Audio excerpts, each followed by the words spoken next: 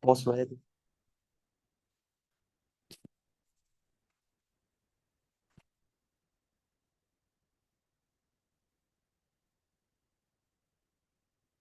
Eita glória! Interessante isso que ele estava falando, né? Ele citou um exemplo aqui. E de fato, nós estamos acostumados ao contrário. A gente está sempre acostumado das pessoas nos odiarem por causa do testemunho daqueles que dizem que andam com a gente. E a gente chegou, né, agora na, em Gummisbach, né? E alguns alemães, né? Alemãos não, alguns limões, alguns limões, alguns alemães dizendo, olha, eu queria tanto te conhecer, mas assim, eu estava extremamente ansioso para te conhecer por causa da vida dos dois filhos espirituais que nós temos ali, o Jonas e a Rose. Olha, a vida dessas pessoas nos impactaram tanto e eles falam tanto de você, que aprendeu com você, que nós estávamos doidos para te conhecer. Gente, ouvi isso de brasileiro até que vai, mas de alemão? Eu fiquei assim, né? Até sem graça, até assim, você fica constrangido, né, de ouvir isso. E não foi um, foi mais de uma pessoa dizendo: olha, a gente estava tanto querendo te conhecer, porque eles falam tanto de você. E aí, isso, aquilo que o pastor Cassiano estava dizendo, que o processo de ministério, ele precisa passar por um crivo. E eu quero trabalhar essa área. Porque eu digo isso do pastor Cassiano, né? Porque muitas pessoas falam que nos conhece, conviveu comigo, mas ele, eu digo, ele pode dizer isso. E hoje viajar com ele, trazer ele para cá, principalmente na circunstância que a gente está vivendo. Ele passou, uma vez, ele saiu de Belo Horizonte e falou assim: olha, eu vou ir para tua casa. Ele ficou 2 meses dentro da minha casa, morando comigo. E está aqui até hoje. Então, me conheceu, sabe quem eu sou. E sabe do meu chamado e da minha relação com a minha família, com os meus filhos. Ele foi, voltou para Belo Horizonte, né, e caminha comigo até hoje, como um filho, tem o seu próprio ministério, avança com a sua rede. E isso é importante, você vê essa característica de pessoas que conheceram, pessoas que convivem, que caminham e trilham junto essa caminhada, e como um mentor, você conseguir dar não a tua direção, mas você conseguir encontrar na pessoa aquilo que ela é em Deus e direcioná-la para isso. Então, todo o processo ministerial, irmãos, vai passar por um direcionamento. E é sobre isso que eu quero trazer hoje. Amém? Abra a tua Bíblia em Atos dos Apóstolos, capítulo 2. Parece um texto que não tem nada a ver com o ministério, mas para mim é a essência do ministério. Veja que o pastor Cassiano ele veio trazendo uma, uma palavra, uma direção acerca desse ponto do que eu estou edificando. Veja, irmãos, eu posso até apontar alguma coisa, mas eu sempre vou edificar segundo a minha essência. Eu nunca vou edificar fora da minha essência. Eu nunca vou edificar aquilo que eu não sou. No fundo, tudo que eu vou edificar vai estar intrinsecamente linkado com o que eu sou. Veja, a gente costuma dizer, eu costumo, na verdade, dizer acerca disso, que eu vou colocar aqui, a gente vai fazer, como diz a Márcia, né, fazer um resumão daquilo que nós falamos ontem. Veja só, você sabia que você já conheceu o teu esposo? Nós estamos aqui, a maioria irmãs, né? Você já escolheu o teu esposo antes de conhecê-lo? Você já tinha escolhido ele?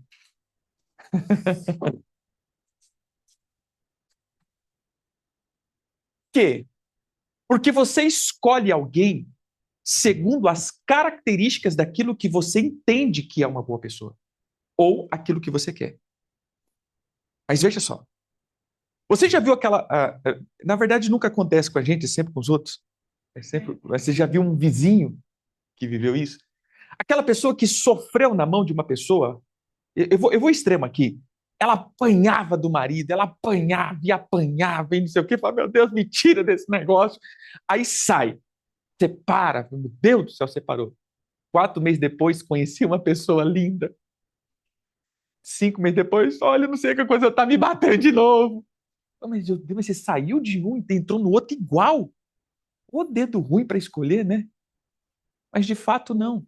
Eu não escolho a pessoa, eu escolho as características dessa pessoa, que muitas vezes vai me chamar atenção. Na verdade, o que me chama atenção é o comportamento dessa pessoa que se associa àquilo que eu entendo como aquilo que me completa. E aqui eu vou um pouquinho mais, porque isso aqui está tudo a ver com o ministério. Veja, paternidade, família e ministério é algo intrínseco que não tem como separar. É impossível você separar isso.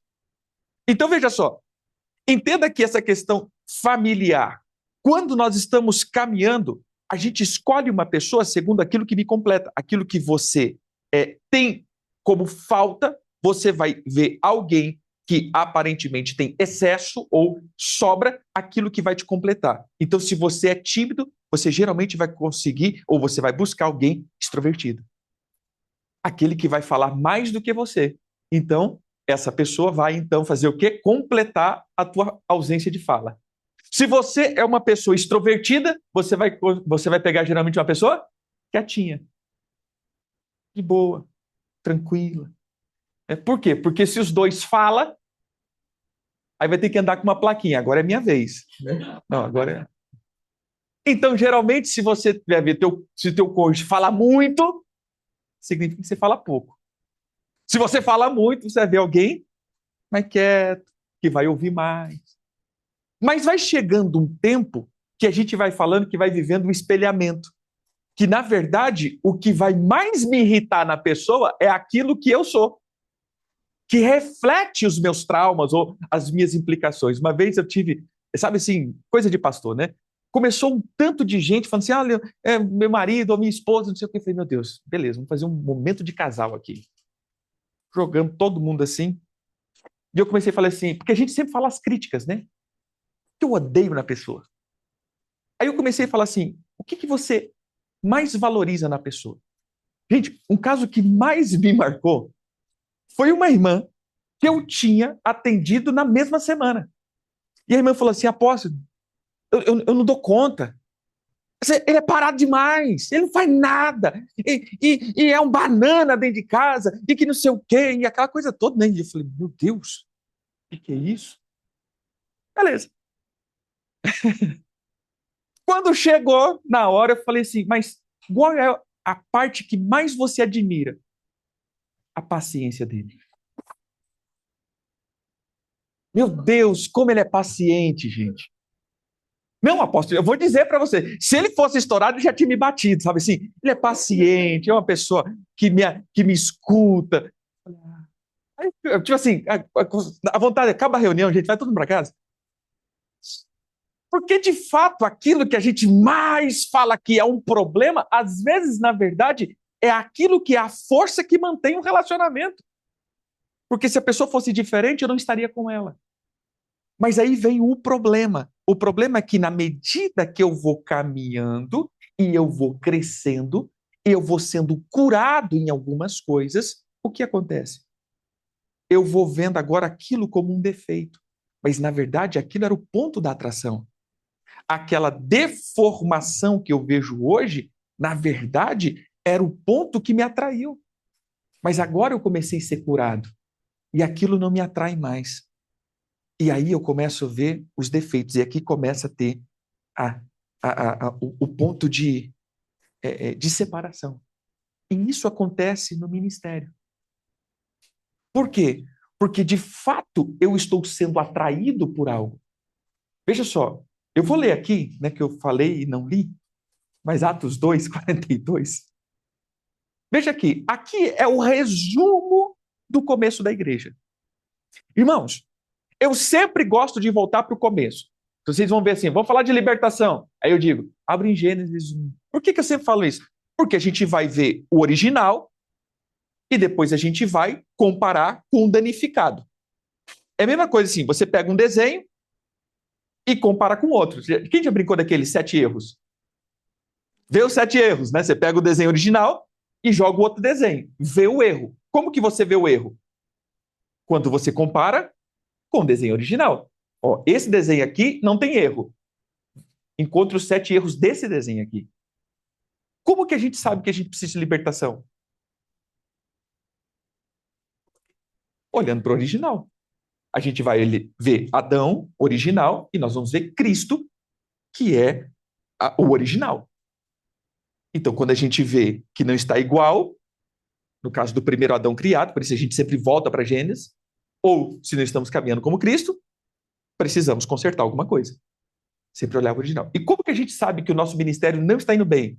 Olhamos para o original. Como que começou? Atos 2:42. Como viviam os convertidos. E perseveravam na doutrina dos apóstolos, na comunhão, no partir do pão e nas orações. Está no verso 42. E em cada alma havia temor. Muitos prodígios e sinais eram feitos por intermédio dos apóstolos. Todos os que creram estavam juntos e tinham tudo em comum. Vendiam as suas propriedades e bens, distribuíam os produtos entre toda a medida que alguém tinha necessidade. Diariamente perseveravam unânimes no templo, partindo o pão de casa em casa e tomavam as suas refeições com alegria e singeleza de coração, louvando a Deus, contando com a simpatia de todo o povo, enquanto isso acrescentava o Senhor, dia a dia, os que iam sendo salvos. Assim é a igreja. Amém? Agora, o que fez com que isso se tornasse o que nós vivemos hoje? Vamos lá. Olha a igreja de hoje e vamos comparar com o original. Tá igual, gente? Não demorou nem muito tempo. Você começa a ver já, por exemplo, alguns anos depois, né? A gente vamos pegar alguns extremos aqui, né? O apóstolo Paulo dizendo: pega esse daí e entrega para Satanás, pelo amor de Deus. Veja só, irmãos, a situação que a gente vai vivendo dentro de igreja. Por quê? Porque no original estava muito bom, porque aqui estava perfeito, mas o que começou a estragar? Quando cada um vinha com a sua visão. Não, não, não é assim que tem que ser feito. Tem que ser feito assim. Mas qual que é o modelo que eu estou usando? Você já parou para pensar que, de fato, a gente vai começando a ver e dar palpite em algo que nós não temos experiência? Vamos lá. Eu estou agora falando de experiências pastorais. Às vezes a pessoa acaba de se converter. 3 meses de convertida, ela chega e fala assim: olha, eu acho que como vocês estão fazendo não está certo. Meu irmão, que experiência que você tem de vida cristã? Nenhuma. Mas eu tenho experiência de vida. Tá, de vida, mas você não tem experiência de vida cristã. Então, a vida cristã não se assemelha à vida normal. Era isso que aconteceu, por exemplo, com os discípulos. Os discípulos vinham e diziam: Senhor, peraí, eu acho que não está certo. Quantas vezes a gente vê Pedro falando isso para Jesus? Senhor, eu acho que não está certo isso. Quantas vezes a gente vê os discípulos caminhando dizendo: Senhor, não, não é assim. Como assim o senhor vai morrer? O senhor não pode morrer. Peraí, você não pode fazer isso. Não é assim. Quando a gente vai meter o pé lá na porta lá e tomar o reino de Jerusalém? Não, não, peraí. Não é assim, não. Outros dizem: Senhor, peraí, o povo não está te ouvindo. O senhor quer que a gente ora para o fogo cair? Acaba com todo mundo? Então, veja só. De fato, os nossos maiores problemas é que nós queremos replicar algo que de fato nós não vivemos. Espera aí, vamos lá. Nós vamos falar sobre vida de ministério. Como que você está atuando no teu ministério? Mostre os frutos do teu ministério. E aí a gente vai discutir ministério. Vamos supor, eu tenho 22 anos de vida pastoral. Desde os meus 21 anos eu pastoreio, cuidando de gente. Tenho 22 anos de experiência na área. Tenho caminhado, e já vi de tudo. E se eu pudesse apertar o botão desver em algumas coisas, eu apertava. Mas, de fato, isso vai gerando experiências, e experiências vai te gerando resultados. E aqui vem a questão principal de Atos 2. Veja só. E perseveravam na doutrina dos apóstolos, na comunhão, no partir do pão e nas orações. A primeira palavra que eu destaco aqui é a palavra perseveravam. Eu vou jogar essa aqui por dois caminhos. Primeiro, a perseverança de consistência. Você nunca vai ter experiência em nada que você não persiste e persevera. Esse é o primeiro desafio de ministério. Entenda aqui, irmãos. Vida cristã não é o quanto você cresce. A gente tem entendido errado. A gente, na verdade, tem aprendido com Satanás. Porque a gente pensa que é crescer. Vamos crescer. Quem fez isso? Satanás.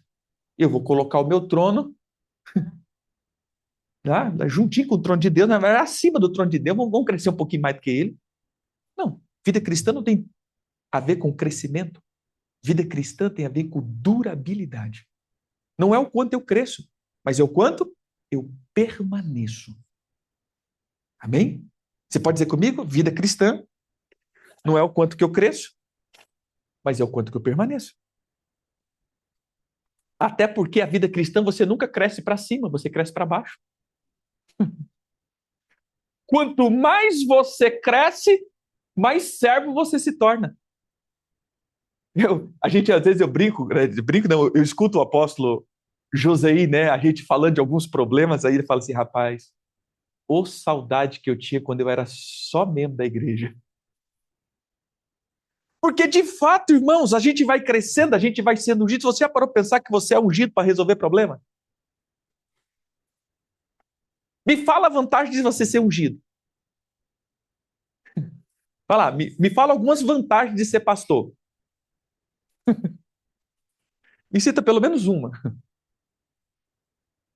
Você tem vantagem, porque a única coisa que você vai fazer é, você vai ter que servir os irmãos, você vai ter que ensiná-los, você vai ter que direcioná-los e você ainda vai ter que ouvir muitas coisas por causa disso. Que vantagem você tem? Nenhuma. A única vantagem que você tem é para o reino. Mas, pessoal, se você realmente está voltado para o reino, você não tem vantagem nenhuma. De fato, toda vez que você cresce no ministério, você cresce para servir e não para ser servido. Você cresce para baixo e não para cima. Entendeu? Então, quanto a isso, obrigado, meu querido. Enquanto a isso, nós vamos entender o seguinte, que a vida cristã ou o ministério está na perseverança. Veja só, eu uso esse termo aqui, que para mim é essencial. Vamos lá. As 7 cartas escritas para 7 igrejas da Ásia, que está lá em Apocalipse. Se você pegar uma coisa que faz todas serem comuns, é uma palavra. Você pega a primeira igreja, a Bíblia determina, e aos que vencerem. Você pega a segunda igreja, aos vencedores. Você pega a terceira igreja, aos que vencerem. Você pega a quarta igreja, aos vencedores. Você pega a quinta igreja, aos que vencerem. Você pega a sexta igreja, aos vencedores. Você pega a sétima igreja, aos vencedores. Então, uma das coisas que faz com que eles possam desfrutar todas as promessas descritas em cada igreja. O que é? Vencer. E o que é o estado de vencer? Permanecer ou perseverar. Amém? Tem esse problema. Se você pegar, eu vou te dar como diz, um bisuzinho aqui. Toda igreja, toda carta, ela vai ter um problema e uma promessa. E como Jesus se apresenta, já é a resolução do problema. Exemplo, Jesus pega para a quarta igreja, que é a igreja onde tem a Gegé.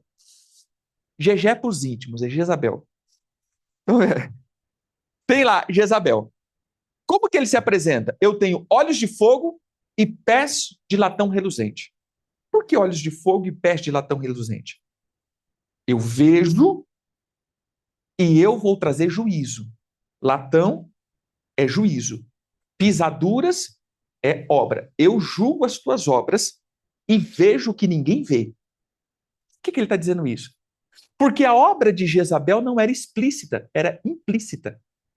Observe e leia bem. Ele diz assim, eu tenho contra você que tolera essa mulher que se diz profeta no meio de vocês, a Jezabel. Mas olha aqui, ele diz, a igreja, eu sempre falo, é a igreja Sonho de todos os pastores pastorear. Que crescia, uma igreja que avançava, uma igreja de fé, uma igreja de amor, uma igreja de esperança, uma igreja que tinha mais obras agora do que antes. Irmão, quem não quer pastorear uma igreja dessa? Só tinha um probleminha. Jezabel estava no meio. Sabe aquele negócio? Tá tudo bom, só tem um problema. Tava com o diabo. Mas por que que ninguém conseguiu ver? Porque não era explícito. Por isso que ele diz: quando eu denunciar e expor, vocês vão ver que eu sondo a mente e o coração de vocês. Porque a idolatria e a imoralidade sexual que ela estava produzindo estava dentro, não fora. Eram tudo com cara de crente, mas o coração já estava contaminado. Por isso ele diz: eu tenho olhos de fogo e eu tenho pés de latão reluzente. Então entenda, toda vez que Jesus apresenta, como ele se apresenta na carta, já é a solução do problema. Amém? Entenderam? A igreja estava com problema, mas tinha uma promessa. E nessa promessa, só um tipo de gente poderia desfrutar. Quem era? Os vencedores. E quem é os vencedores? Aqueles que perseveram. Amém? Então, toda a vida cristã está voltado à perseverança. Mais uma vez, per... Então, chacoalha o teu irmão e diz: meu irmão, persevera. Pois bem, a perseverança é o combustível dos vitoriosos. Agora, voltando para lá, ele diz: e perseveravam na doutrina dos apóstolos, na comunhão, no partir do pão e nas orações. Mas agora eu entro para o sentido literal da palavra. O que me faz perseverar? A palavra perseverar aqui usada no grego é a palavra en, que significa ser. É estranho isso. Por quê? Porque a perseverança não é o estado de continuar. A perseverança é o estado de ser. Eu só persevero naquilo que eu me torno. Por que que eu persevero no erro? Quem já viu aquele ditado? Errar é humano. Persistir no erro é burrice. Mas por que que a gente persevera num erro? Vamos lá. Nossa, eu não queria fazer isso, mas fiz de novo. Quem já viu um vizinho falando isso, às vezes, pensando alto? Gente, de novo eu fiz isso? Eu até vinha contando uma vez, eu cheguei. Quem já foi em São Paulo aqui? De vocês? Quem já foi no Mercadão? Mercadão é um lugar, irmão, fantástico, né? É fruta para todas aquelas frutas, mas ali eles são, tipo assim, o termo nosso é mete a faca mesmo, né? E é a primeira vez que eu tinha ido, e o pessoal, você chega assim, eles vão te dando comida. Ah, experimenta, experimenta, experimenta, experimenta, experimenta. E você fica constrangido de experimentar tanto e não levar nada. Mas, gente, você vai comprar um quilo de maçã é R$ 200 lá, porque aí eles inventam uma história. Não, é que essas maçãs, ela veio do Monte Ararat, colhido pelas virgens de Israel, não sei o que, tal, assim. 200 conto. Eu sei que na primeira vez que eu fui, eu saí com uma sacola, quer dizer, duas sacolinhas, R$ 480. Eu falei, meu Deus, não acredito que eu fiz isso, né? Uma vez eu voltei em São Paulo, estava eu e um filho espiritual, eu falei, rapaz, vamos comer de graça? Que agora eu aprendi. Ele falou, vamos. A gente foi pro Mercadão. E aí o pessoal lá, tá, eu falei, ó, esquema, irmão, come, que agora é a minha vingança. E comi. Hora que eu saí, eu tava com uma sacola, R$ 350. Eu falei, caí de novo? Não é possível que eu caí de novo, né? Então, veja só, o que que nós precisamos entender? Quando eu vou perseverando em algo, não tem como mudar se eu não mudar a minha essência. Toda perseverança, ela não está nas minhas ações, mas sim na minha essência. Por isso eles perseveravam na doutrina dos apóstolos. Por quê? Porque eles eram um com a palavra. Eles perseveravam na comunhão. Porque eles tinham o culto da comunhão? Porque eles não conseguiam viver mais separados. Eles eram um entre eles. Veja só, você já viu que a gente muitas vezes tenta fazer isso? Ah, vamos olhar para a igreja primitiva e vamos copiar. Culto da comunhão. Tá todo mundo se odiando. Chega assim, mas a gente vai uma vez por semana, nós vai lá junto. Aí, como diz o apóstolo Joseí, né? Jesus mandou que a gente amássemos uns aos outros, não amassássemos uns aos outros, né? Irmãos, a gente começa a ver que a gente não tem comunhão, a gente não tem, como a gente não tem comunhão, a gente pode ter até a tarefa da comunhão, mas a gente não quer ficar junto. Nós não queremos estar junto. Então, essa é uma tarefa que não funciona por muito tempo. Oração. Não, agora nós vamos levantar todo dia, nós vai ter oração na igreja. Aí vai uma semana. Depois não vai mais. Por que nós não vamos? Porque não é hábito, porque todo hábito precisa de uma essência, precisa de uma cultura. Irmãos, quantas vezes nós começamos a fazer coisas? Eu vou citar dois aqui que é o comum: dieta e academia.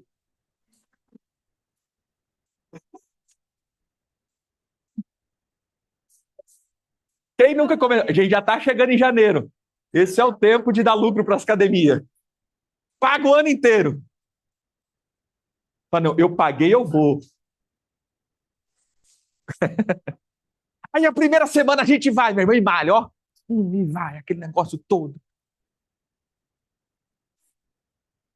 Primeira semana a gente. Primeiro dia a gente malha tanto que parece. Irmão, a gente vai tomar banho, a gente toma banho assim, né? Não consegue nem levantar. Pá. Segunda semana a gente já vai duas vezes. Terceira semana a gente pensa em. Quarta semana não vai mais. Por quê? Porque a gente começa uma tarefa, mas essa tarefa ela precisa estar ligada com uma essência. Se não tem essência, a tarefa se torna só tarefa e eu deixo na metade do caminho. Então, tudo que eu deixo na metade do caminho é porque não se tornou um comigo. Quando eu coloco como hábito, eu permaneço. Se eu não coloco como hábito, eu paro. Amém?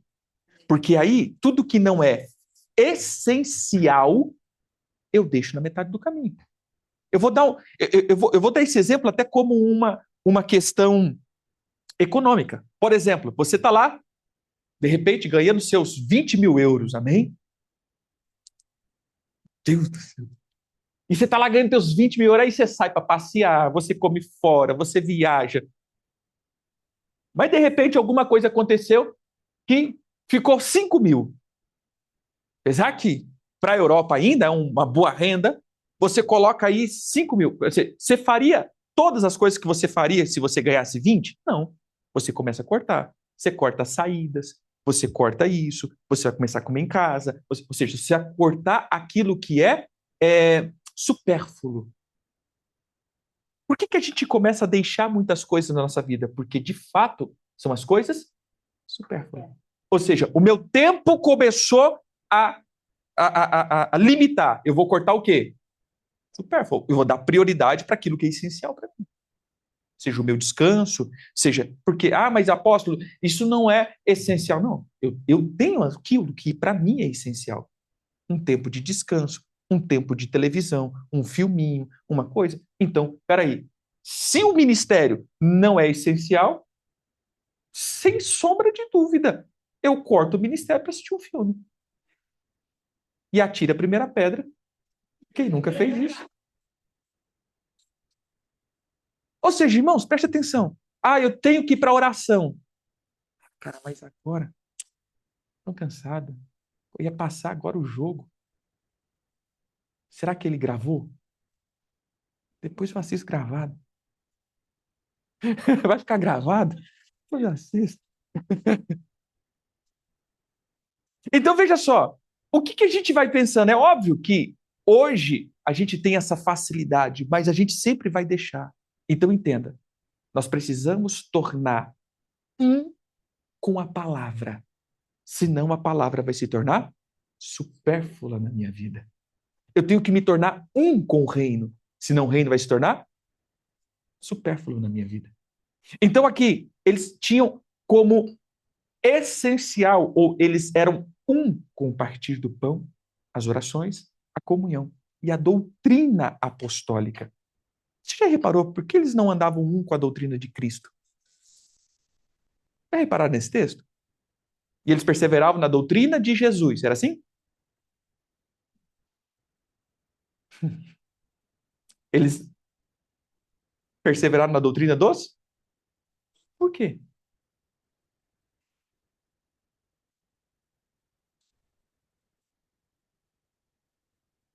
Gente, olha que interessante. Você já parou para pensar que para salvar Paulo, Jesus apareceu? Mas para liberar o Espírito Santo, Jesus mandou ele para a casa de Ananias? E Ananias impondo as mãos sobre Paulo, é Ananias mesmo, né? Impondo as mãos sobre Paulo, o Espírito Santo veio. Uma coisa é o que o Senhor nos dá, mas quando nós falamos de ministério, está relacionado à transferência. E transferência de gente para gente. Gente, a gente tem que entender isso. A transferência que é a maior virtude que nós vamos ver. Ontem falamos de paternidade. Qual que é a maior transferência, a maior virtude de um pai? É transferir. E de fato, um filho, ele é a maior transferência que nós temos. Ah, mas eu não ensinei muita coisa. Você ensinou, queridos. Entenda, veja só. Veja isso. Eu sei que vocês nunca fizeram isso, mas os vizinhos já. Às vezes você está lá na tua casa, ainda como jovem, e diz: eu nunca serei como os meus pais. Eu vou fazer tudo diferente. 10 anos depois. Meu irmão, ipsilipse da casa dos teus pais. Igual, idêntico. As mesmas coisas que eles fizeram, você está repetindo dentro da tua casa. Por quê?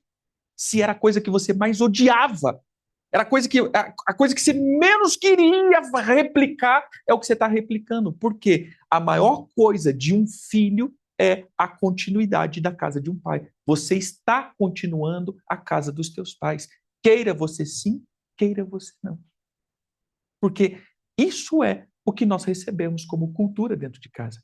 O jeito de pensar, o jeito de ser, o jeito de fazer. E aí entra o evangelho. Apóstolo, então isso é uma sina, é um karma? Não, aquele karma aí. Veja só, não é isso.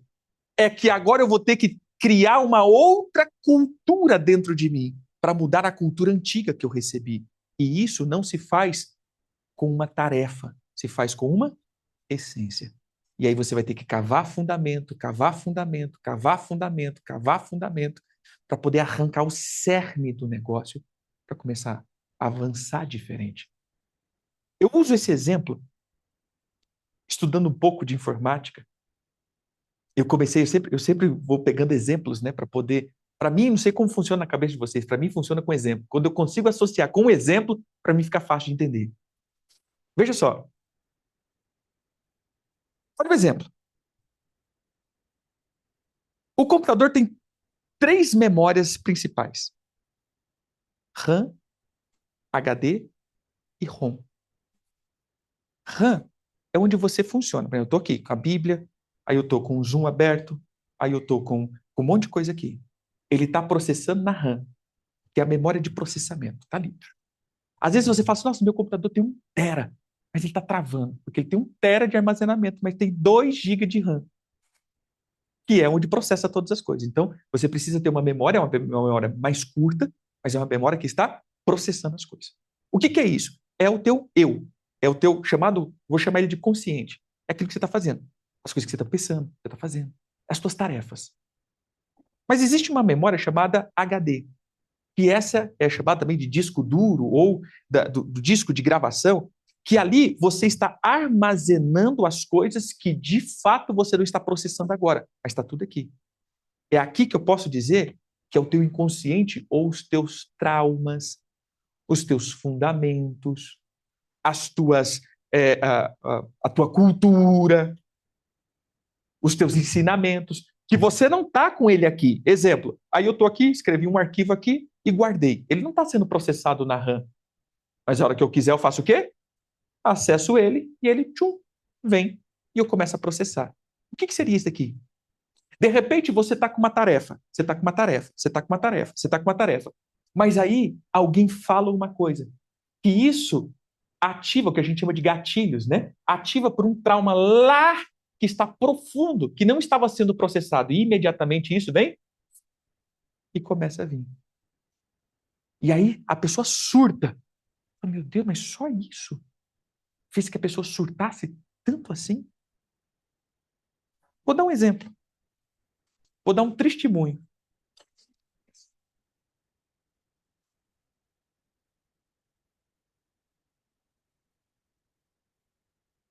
Veja, em alguns momentos, eu via que algumas coisas abalavam. E eu falava, mas Senhor, o que está acontecendo? Por que muitas vezes me dá um medo? O que é isso? Ansiedade? O que é isso? Fazia jejum, fazia isso. E muitas coisas assim foram realmente mudadas, sabe assim?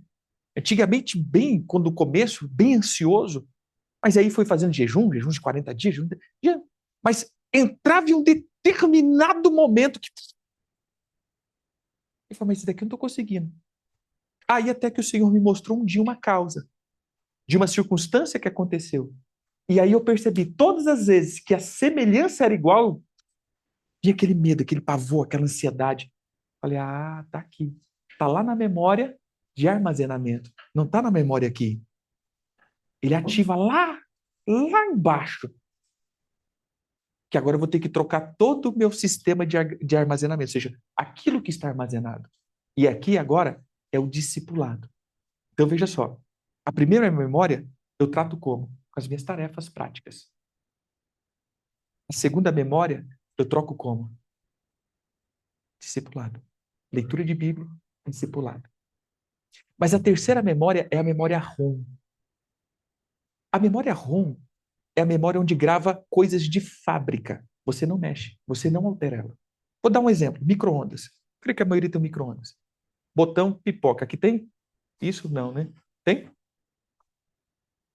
Não, aqui quase não tem, né? O botão frango assado. Nuggets. Você clicou lá, aparece voltagem ou temperatura, potência e tempo. Você não mexeu nada, você só clicou ele. Isso é programação de fábrica. Agora, você já percebeu que nós temos uma programação de fábrica da serpente? Que a gente troca, vamos lá, trocamos a nossa tarefa, até trocamos um pouco da nossa cultura, mas tem momentos, irmão, que a serpente brota dentro de nós, que a gente não sabe nem de onde veio essa serpente. Porque isso é a natureza da serpente. Por isso Jesus dizia, raça de víboras. Aí pensa que Jesus estava xingando. Não, Jesus estava dizendo a natureza que essas pessoas estavam operando. Por isso ele diz, aprendam de mim, que sou manso e humilde. Por quê? Porque vocês são soberbos e orgulhosos. Da onde veio isso? Da serpente. Então eu vou ter que trocar a minha natureza. Então veja, aonde eu quero chegar aqui agora na perseverança? Eles eram uns. E esse ser uns agora, e como a gente falou, na doutrina apostólica, porque agora ministério não é um fato de ganhar do Senhor. O ganhar do Senhor é a tua unção. Agora, o teu ministério é como você vai servir as pessoas. E isso é medido a um nível de discipulado e transferência. É de alguém para alguém. Por isso, a gente vai ver que a questão de ministério está intrinsecamente ligado ao nível de transferência e caminhada. Vamos lá, gente. Jesus, ele veio. Ele é Deus? Ele é Deus. E por que ele precisou de 3 anos para liberar sobre os apóstolos aquilo? Sabe o que eu mais amo nos textos da palavra? Que ele diz assim, e Jesus, indo para o deserto, ensinar como era de costume. Jesus não poderia chegar e falar assim, você quer o quê? Toma. E você? Aqui. Receba, receba, receba. Vamos embora. Não poderia ter sido feito assim? Ó, receba ministério, sopra. E, gente, a própria palavra diz que Jesus soprando sobre eles, impartindo o Espírito. Eles eram cheios do Espírito. Era ou não era? Mas depois de 3 anos, ele chega para Pedro e diz: Pedro, quando você se converter, você vai ficar bom, meu filho. 3 anos andando com Jesus. Entenda isso. Porque agora, nível de relacionamento, você não recebe por transferência, você recebe por convivência. E aqui é o segredo de ministério. Se nós perguntarmos para cada um de vocês aqui, o que nós muitas vezes vamos fazer é tentar ensinar vocês ministério. Ministério não precisa ser ensinado, todo mundo sabe o que fazer. Mas, de fato, nós não conseguimos fazer na prática, porque não conseguimos fazer na convivência diária. Qual que é o problema da igreja, gente? Não é falta de unção. É falta de convivência. O que nos quebra? Sabe, às vezes, como apóstolo, eu me sinto o professor Xavier. Sério. Quem já assistiu X-Men? Quem já viu o professor Xavier? É isso. Chega um monte de gente com superpoderes. E todo mundo com superpoderes, mas não sabe lidar com seus poderes. E aí precisa do professor Xavier para ficar ali intermediando, fazendo com que a pessoa saiba lidar com o seu próprio poder, porque o poder dele mata os outros. É ou não é? Agora repara dentro da igreja. Meu irmão, é a escola do X-Men. Um professor Xavier, que é o pastor ali tentando consertar tudo. A gente pensa que é o pastor que vai dar. Não, o pastor não dá nada para ninguém. O que a única coisa que a gente fica fazendo ali é tentando fazer com que as pessoas não matem os outros. Cuidado, irmão. Se você tirar o óculos, você vai matar o outro com raio-x.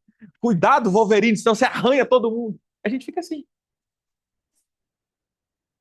De fato, igreja é isso. É o fato de a gente estar ali e estar todo mundo ungido por Jesus.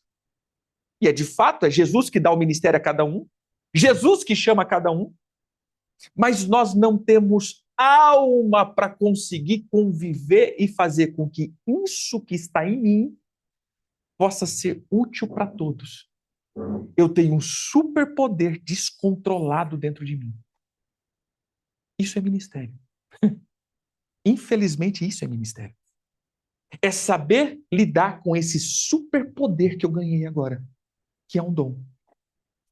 Seja cura, seja profecia, seja revelação, seja sabedoria, seja milagres, línguas. E isso vai fazendo que agora esse superpoder comece a agir no meio do povo como uma arma de destruição. Quem já assistiu X-Men aqui? Pode levantar a mão. A gente não vai mudar a placa, não.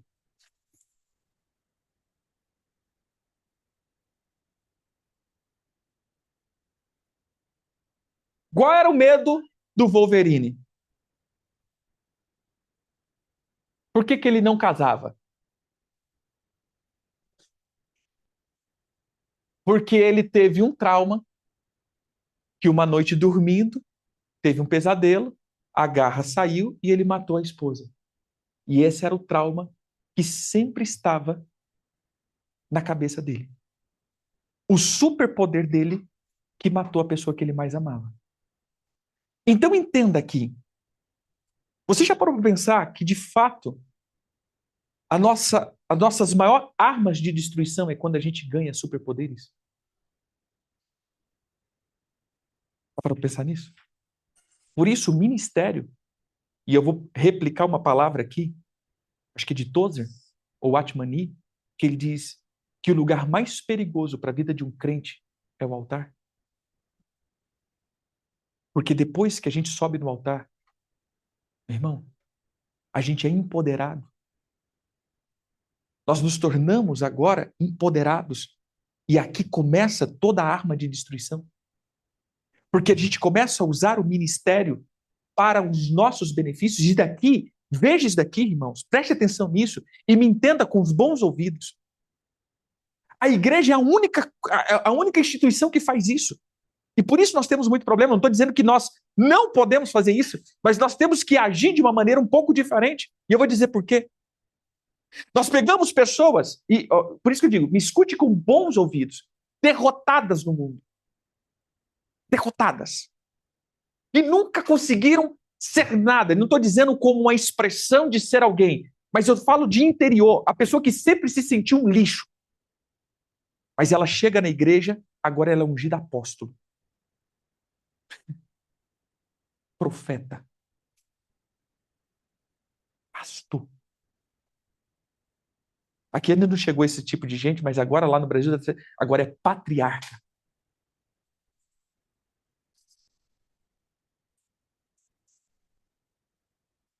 A gente já está promovendo já querubins e vice-deus.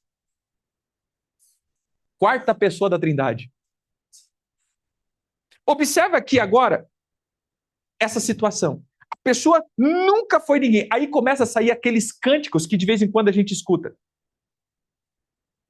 Você me viu passar na prova e não me ajudou?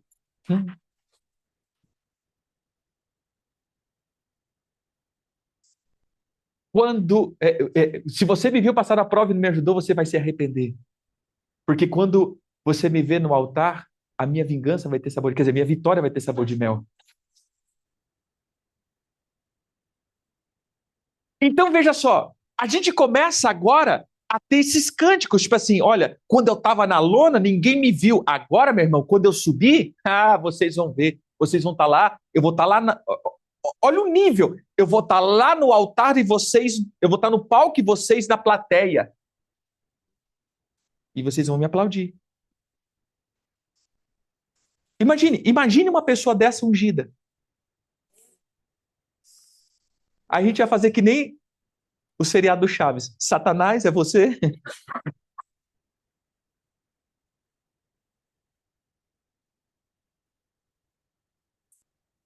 Por quê? Porque a gente vai vendo exatamente isso.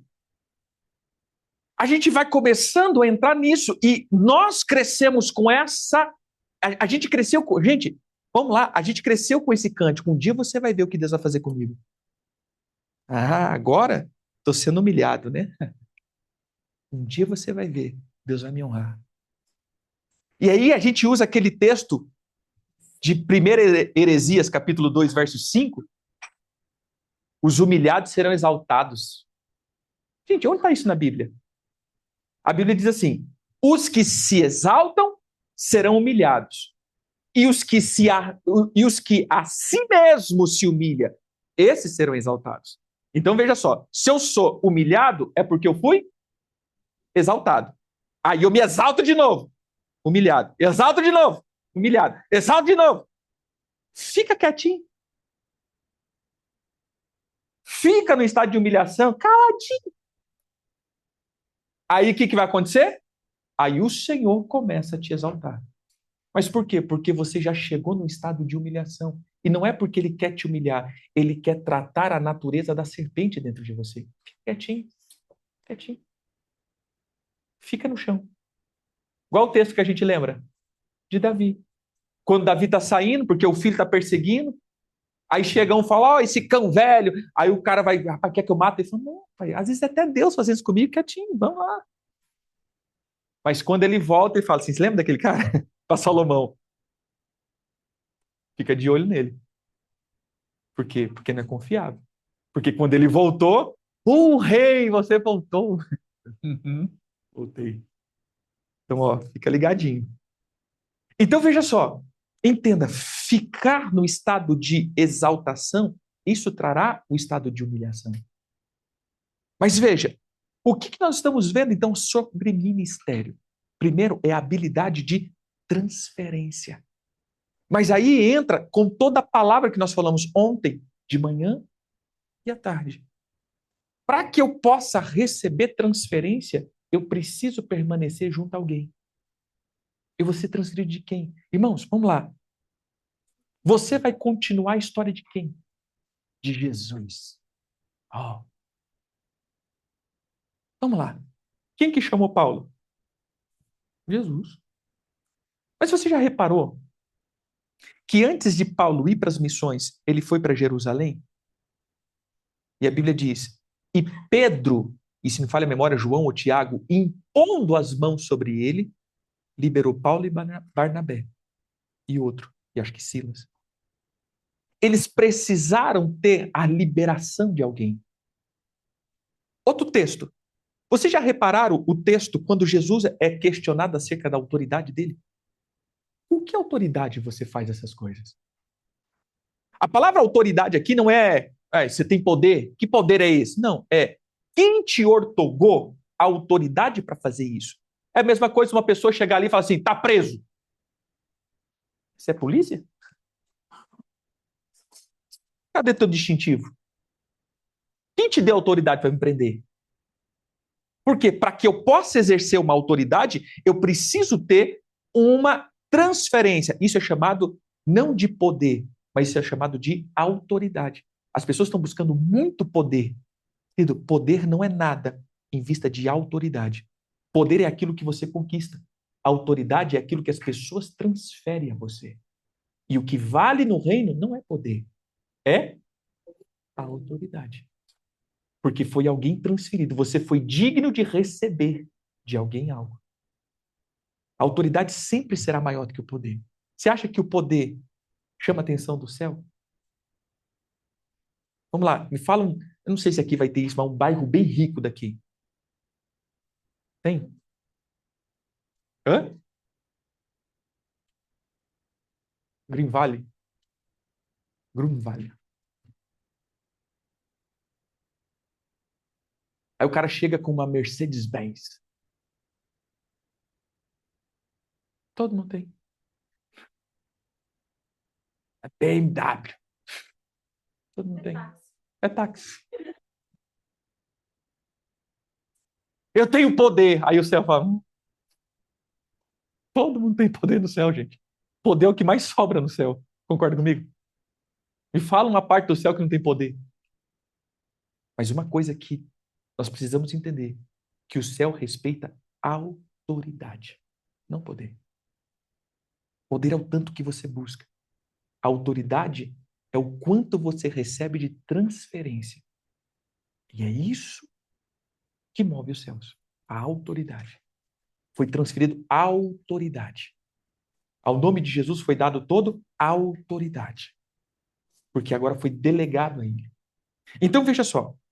Nesse caso, puxando a palavra de ontem, com quem ou quem é aquilo que eu dou continuidade? Lembra que um filho é a continuação de uma casa? O meu ministério é a continuação de um ministério de alguém. O problema é que a gente sempre quer se achar único. Veja só, irmãos, existe um movimento que tem crescido. E aí a gente vai vendo, né? Vou até rapidão aqui. E cada particularidade eu quero acrescentar. Não, eu sou assim e assado, então acrescenta aqui, é único. A gente está com essa onda de valorizar as coisas únicas que temos, e a gente está fazendo isso. A gente pensa que a gente é único no reino. Não, meu irmão, eu sou. Deus me deu algo que não deu para ninguém. Mentira, querido. Isso é mentira. Todos nós temos o compromisso de edificar o reino. Mas aí vem a transferência. Vamos lá. Você já parou para pensar que Moisés, ele recebeu uma incumbência e Josué foi a continuação do chamado de Moisés? E de fato, irmãos, a continuação é o poder, é a autoridade dobrada ou é a unção dobrada? Se você quer começar algo, você começa buscando, mas quem dá continuidade àquilo que você está fazendo, ele pega a porção dobrada? Tá parado de pensar nisso? É bem mais rápido, é bem mais veloz. Quando você dá continuidade, é bem mais rápido do que você começar algo. E de fato, hoje nós temos sempre gente começando, e por isso as coisas são muito demoradas, porque a gente nunca quer dar continuidade àquilo que já foi começado. Porque nós não queremos ser linha de transferência, nós queremos ser exclusivos. Sou exclusivo. E no reino tem transferência. Não tem exclusividade. No reino tem sequência, trabalho, serviço. E aí eu preciso entender que para que eu possa ser treinado e lapidado, eu preciso do quê? De alguém que esteja perto de mim fazendo isso. Irmãos, essa onda, agora eu vou pegar aquela onda que, um termo que o pastor Cassiano trouxe, que é chamado de coaching, nós não queremos aqui trabalhar contra isso, não estamos criticando, mas o que é a onda de coaching? É aquilo que vai trazer uma mentoria em uma área da minha vida que eu quero desenvolver. Ou seja, eu quero desenvolver a minha parte econômica. Então eu chamo um treinador que desenvolve isso em mim. Eu quero trabalhar a minha parte física. Então eu chamo um treinador que vai trabalhar essa parte na minha vida. Eu quero desenvolver minha parte emocional. Então eu chamo um treinador que vai desenvolver isso em mim. Ou seja, a palavra coach é treinador. Então o que está acontecendo? Nós estamos numa onda de treinamento. Então a parte que eu quero hoje treinar, eu tenho pessoas que treinam essa parte específica. O que nós estamos fazendo no ministério? É assim, ó, eu quero ministério. Me treina no ministério? Treino. Mas quando você começa a mexer no caráter, não te chamei para isso. Eu quero que você só me ensine no ministério. Essa parte eu não te autorizo a mexer. Já repararam isso em outras igrejas? Em outras nações? Essa área não. Quem é você para mexer nisso? Quem é você para tocar nisso? Não. De jeito nenhum. Essa área não te autorizo. Gente, e aí a gente vai para o lado dos recomeços. Eu sempre costumo dizer isso aqui, e pega isso aqui para você. Se você está sempre recomeçando, significa que você fracassou. Amém, queridos? Quer dizer, misericórdia. Estou recomeçando a minha vida profissional. Por quê? Porque não deu certo, quebrei. Estou recomeçando a minha vida emocional. Por quê? Porque frustrei, o casamento acabou, estou recomeçando de novo. Estou recomeçando, ou seja, tudo que você está recomeçando significa o quê? Que aquilo que você estava fazendo não deu certo e agora você está fazendo de novo. Você já parou para pensar que, de fato, eu vou usar agora essa palavra, você precisa sempre começar de novo, no sentido novo, e não recomeçar do zero. Entenda, o que o Senhor te pede? Você vem e consegue. Você cresceu até aqui. Aí você diz, Senhor, muito obrigado até aqui, eu te agradeço, agora eu vou ser enviado para outra coisa. Mas eu não começo do zero, eu já começo avançando. Porque aqui já tem meu fruto. É pegar a minha coroa e entregar diante do Senhor. A coroa fala de vitória. Senhor, eu entrego essa vitória e eu estou pronto para começar de novo, mas nesse sentido, começar novo, começar novas conquistas. Não recomeçar. Eu quero começar novas coisas. Pode contar comigo. Mas eu nunca estou começando do zero. Eu sempre começo enviado. Então a palavra de ministério aqui é, irmãos, quem está te enviando? Entende o sentido quando a gente fala de paternidade? É quem está me enviando? Quem é a pessoa que me conferiu e me enviou? Como flecha na mão de um guerreiro são os filhos na mocidade. Agora eu vou pegar a expressão de Josué. Olha só, Moisés estava lá. Vamos pegar a vida de Moisés. Moisés foi para Canaã, amém? Mas quem que está vindo para Canaã? Terá, pai de Moisés. Sai da cidade, indo para Canaã e para Iur, metade do caminho. Deus levanta Moisés. Moisés não, perdão, Abraão. Moisés. Abraão. Abraão está indo para Canaã. E aí nós vemos que quem estava indo? Terá, pai de Abraão. Ele para em Ur. Deus diz, Abraão, sai daí que eu vou te mostrar uma terra. Que terra? Canaã. Quem está vindo para lá?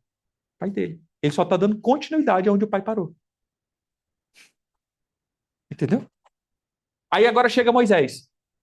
Moisés está indo para a terra prometida. Ele não consegue entrar. Ele não libera. Ele não lidera. Por quê? Porque o povo fez raiva, fez aquela coisa toda. Ele se estressou, aquela coisa toda. Pronto. Ele perdeu a promessa de entrar. Aí ele diz assim, agora prepara alguém. Prepara Josué, que é ele que vai entrar. Você já parou para pensar a vida de Josué? A vida de Josué é o seguinte, Moisés estava orando, Josué liderava o exército. Moisés subiu para o monte, depois você lê, para passar 40 dias com Deus, quem estava perto do topo ali? Josué.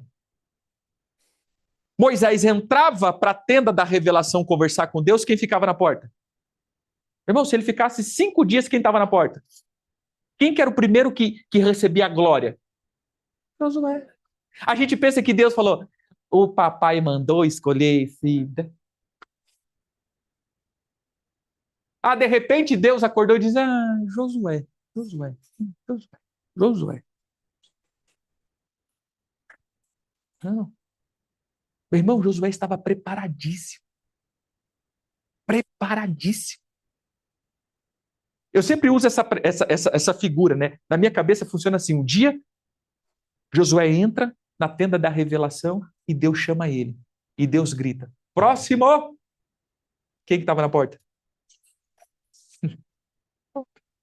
Agora eu vou dizer uma coisa: quando Deus gritar próximo aqui, quem está na porta?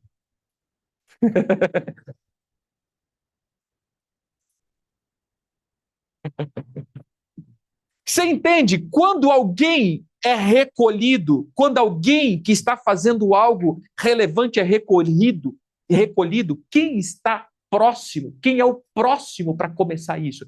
Mas o problema é que a gente sempre quer começar coisas novas, porque a gente se acha muito exclusivo. Mas nós não queremos dar continuidade, nós não somos próximos de ninguém. Outro, Elias e Eliseu. Fica aí, meu filho, eu só vou ali.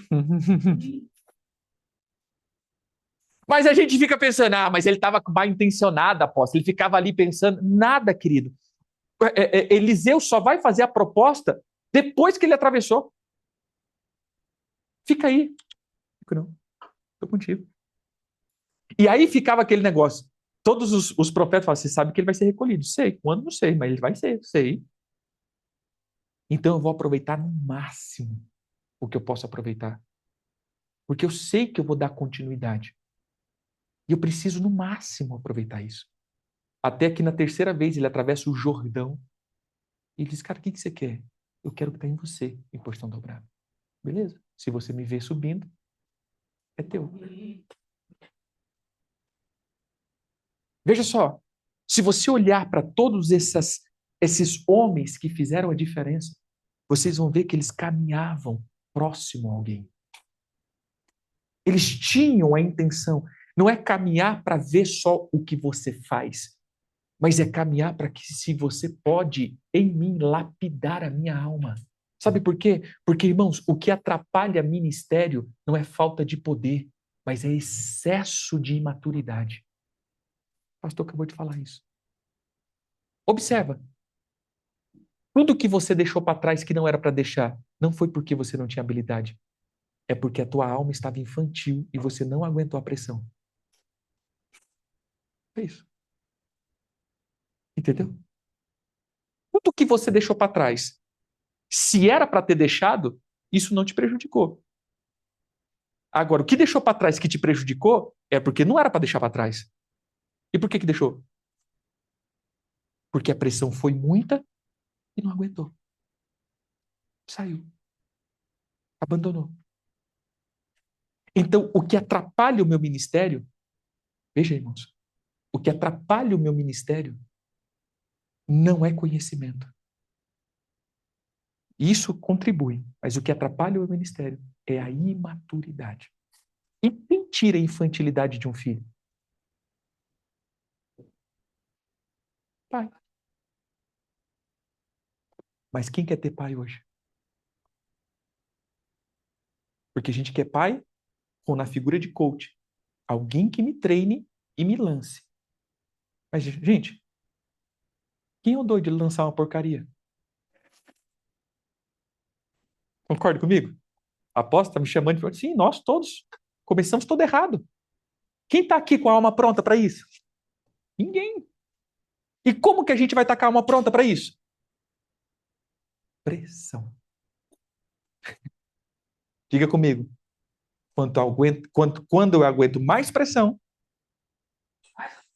eu tenho mais poder. Quanto mais pressão, mais poder. Amém? De novo. Mais pressão, mais poder. Mais pressão, mais poder. Como que você nunca vai desistir? O nível de você aguentar? Pressão. E como que eu vou aguentar pressão? Aí vem afirmação, propósito. Lembra da paternidade de ontem? Quando eu sou afirmado pela figura de um pai, quando eu sou um com Deus, eu não vou desistir, porque eu sei quem eu sou. Irmão, pode bater, não tem problema, eu sei quem eu sou. Pode falar, não tem problema, eu sei quem eu sou. Agora, quem não sabe quem é, a primeira pancada, será que foi para isso mesmo que Deus me chamou? Ô, Senhor, acho que não, acho que eu errei, eu acho que eu errei. Eu sempre costumo dizer isso para as pessoas. As pessoas falam assim, apóstolo, Deus está me falando para... Eu falo assim, irmão, você tem certeza?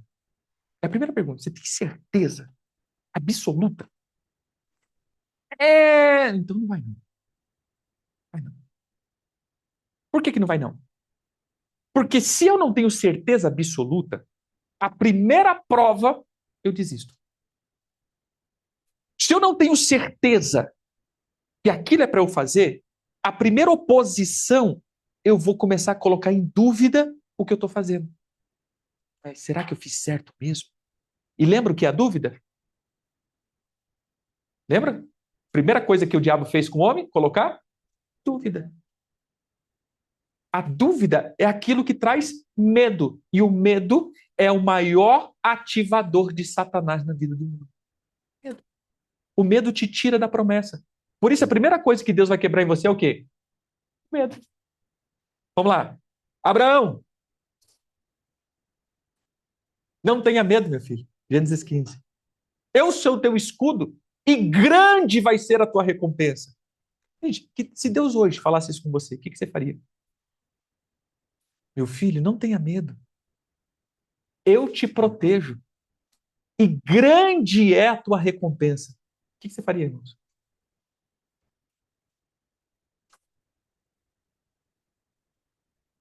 O que Abraão fez? Para que eu preciso disso, Senhor? Não preciso disso, não. Para quem que eu vou deixar tudo isso? O meu servo Eliezer? Igual que era o medo de Abraão. Morrer sem filho. Rapaz, o cara recebe uma baita de uma promessa. E Abraão estava nem se lixando para ele. Para que eu quero promessa? Para que eu quero grandeza? Para que eu quero bens? Se o Senhor não me dá filho? Antes de Deus fazer uma aliança com Abraão, qual é o primeiro pane que Deus resolve em Abraão? Filho. Abraão, não tenha medo. Deus estava chamando ele para uma aliança, amém? Não tenha medo. Mas, Senhor, eu não tenho filho. Não, meu filho, você vai ter filho. Olha para cima. Olha para a terra. Tá vendo? Assim vai ser a tua geração. Tá certo? Aí depois você vai ver. Quando Abraão recuou de novo? Nenhum momento mais. Resolveu a pane. Gente, depois dessa palavra, foram 25 anos para ele poder ter filho. Mas você não vai ver mais Abraão em nenhum momento retrocedendo. Porque o medo dele tinha sido sanado. Acabou, meu irmão. Aí Deus fala: me dá Isaac, te dou.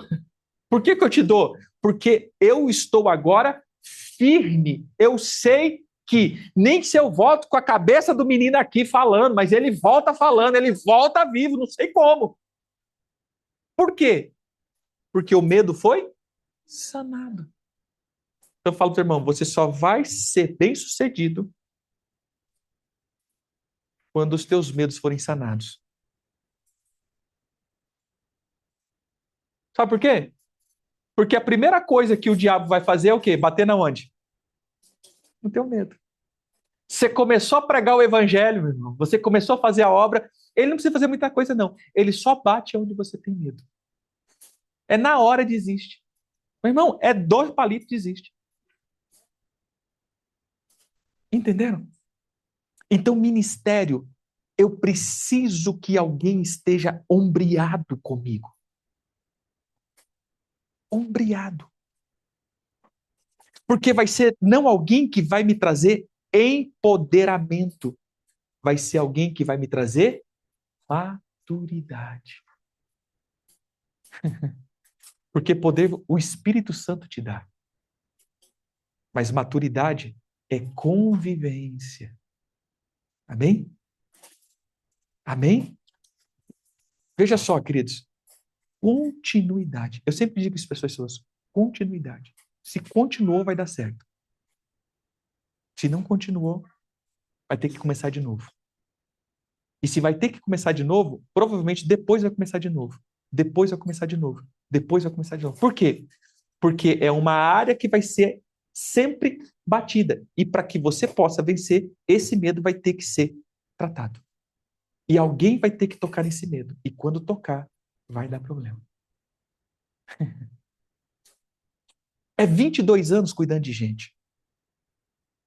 Às vezes chega uns que eu falo, isso aqui não fica. E fica. Tem gente que fica. Aí tem gente que fala assim, não, não vai ficar.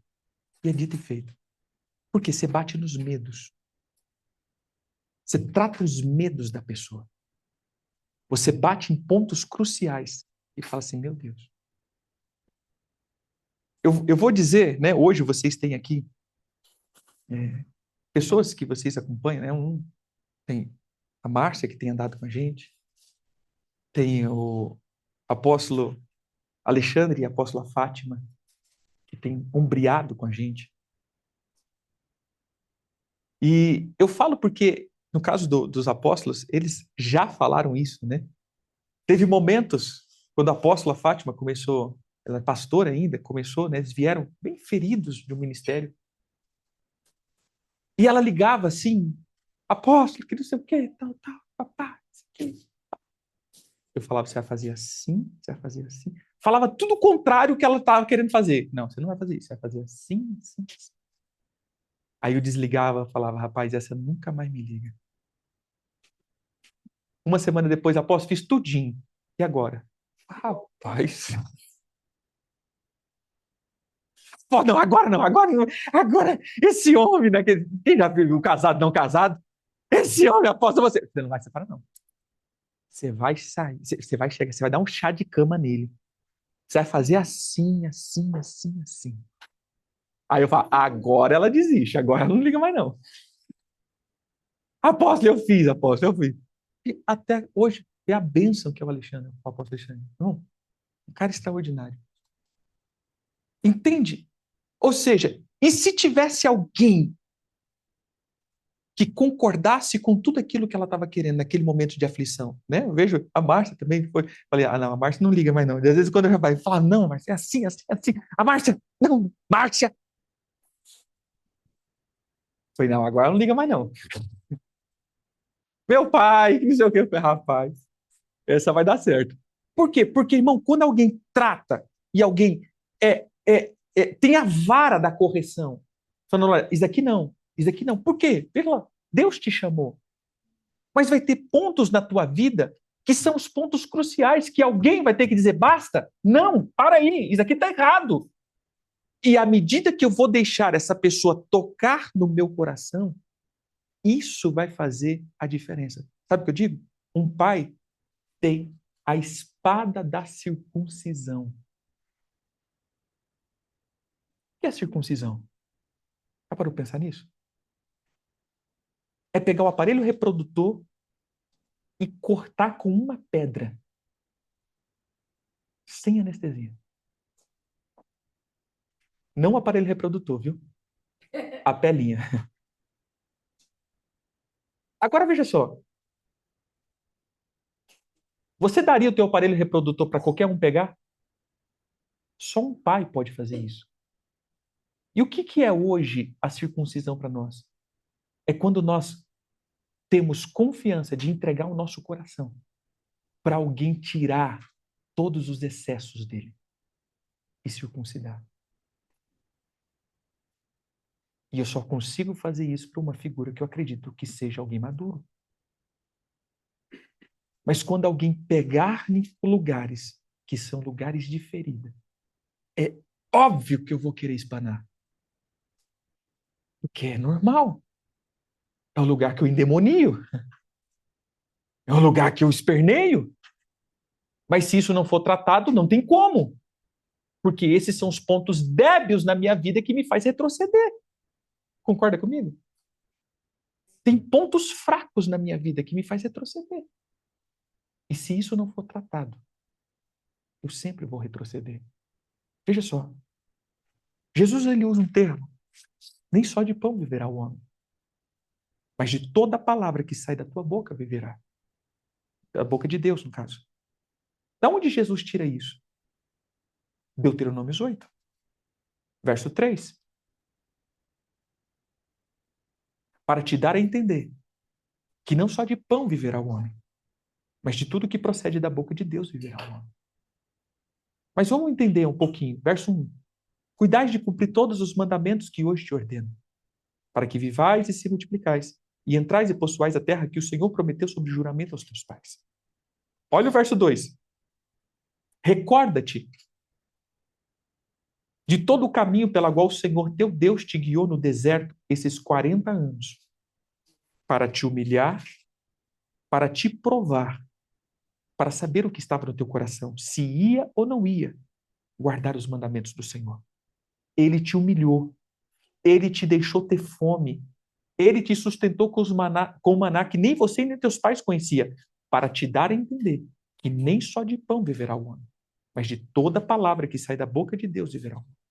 Peraí, como que eu chego nesse ponto de dizer, meu irmão, não é de pão que eu vivo? Quando eu sou humilhado, quando eu tenho necessidade, quando eu sou provado, quando eu passo nos meus limites para entender que agora eu vou soltar o que está dentro de mim. Agora eu vou liberar o que está na minha memória ROM. É só quando você está no limite do limite do limite que você solta o que está dentro de você. Não é assim que a gente fala? Duas coisas. Você quer conhecer alguém? Dá poder. Outra coisa, você quer conhecer alguém? Deixa ela passar por necessidade. Aí você conhece. Que aí você vai soltar o que está dentro.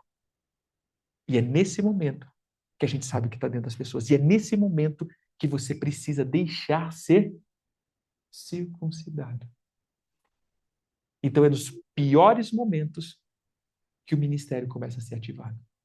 Agora eu te pergunto, se esses momentos não são supervisionados, normalmente eu desisto. Entendeu? Então veja só, eu sempre costumo dizer isso. Você quer durabilidade em ministério? Não é o quanto de poder. Você vai ter que superar três coisas: traição, calúnia e rejeição. Isso que acaba com todo o ministério. Traição, calúnia e rejeição. Vou te perguntar, você está pronto para ser traído? Você está pronto para ser rejeitado? Você está pronto para ser caluniado? Se você está pronto, teu ministério terá durabilidade. Se você não está pronto, acabou. É aqui onde todo mundo desiste. Entendeu? Diga comigo, a durabilidade do meu ministério está na recuperação rápida depois de uma traição, uma calúnia ou uma rejeição. Como eu me recomponho rapidamente, isso faz com que haja durabilidade. Amém? Ministério, queridos, é dar aos outros e não receber. Então, aqui, por que eu digo isso? Eu estou dando para as pessoas e ainda estão falando mal de mim? Vou citar o meu exemplo aqui. Meu irmão, eu venho para cá, eu pago tudo. Pastor Cassiano veio, ele pagou tudo. A gente paga tudo. A gente custeia tudo e a gente só abre a agenda, fala assim, ó, estamos aqui, vamos estar tal dia e tal dia. Alguém quer que a gente sirva, seja em igreja, em algum lugar? Se a pessoa falar assim, apóstolo, você pode vir na minha casa, vai lá na tua casa. Eu estou aqui para servir as pessoas. Não tem dinheiro, a gente não está cobrando nada, não cobram um centavo de lugar nenhum. A gente não vem para fazer a nossa viagem. Nossa viagem já está paga por Jesus. Tudinho. Nós não viemos aqui para receber nada, e nem para fazer o nosso nome. Porque, irmãos, a gente tem serviço demais lá, viu? Muito serviço. Então, veja, a gente vem. Eu citei esse exemplo. Posso falar do que aconteceu lá? Pastor Cassiano. Eu já estou acostumado, né? Macaco velho ali já. Mas, pastor Cassiano foi passar a linha. E aí tinha uma adolescente, que já era adolescente, ficou do lado de fora. E não, não deixaram ela entrar. E o pastor Cassiano ali, com o tradutor, não saiu da salinha, estava ali. Da salinha, ele ia lá para o templo, do templo para a salinha. Isso no sábado. Chegou à noite, essa menina foi para casa de uma outra mocinha e conversou com a mocinha, dizendo: Olha, aquele pastor, ele foi no banheiro comigo e disse que era para dar um beijo na boca dele. Porque é assim que se faz no Brasil. Eu falo, cara, o cara pagou a passagem para estar ali. O cara está servindo a igreja. Aí levanta uma calúnia dessa. Aí a gente pergunta, meu irmão, se você não tem alma para aguentar isso, o que você vai dizer? Você quer saber do negócio? Vai tudo para a cruz, para não falar outra coisa? Não, tudo para a cruz. Eu não preciso disso, não, meu irmão. Eu não mereço isso, eu não preciso disso. Porque quantas vezes a gente sai? É meu quarto ano aqui, servindo pessoas, meu irmão, e vai e vem, e paga tudo, deixa a família, e vem, e é trabalho para todo lado, e aquela coisa, e vai para lá e para cá. E você acha que não se levanta um monte de palavras, um monte de coisa? Mas eu tenho que me preocupar com isso? Não, peraí, meu irmão. Se eu não aguentar calúnia, se eu não aguentar rejeição, se eu não aguentar traição, eu vou desistir. Não vai durar. Vocês aqui, eu creio que muitos de vocês já serviram vários ministérios. E que muitas vezes o que nos faz retroceder não é falta de unção, não é falta de sabedoria. Foi uma traição, uma calúnia ou uma rejeição. Entendeu?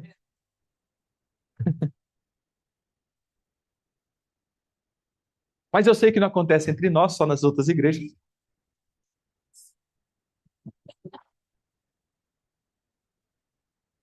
A gente vai terminar aqui. Já passei 15 minutos do meu horário.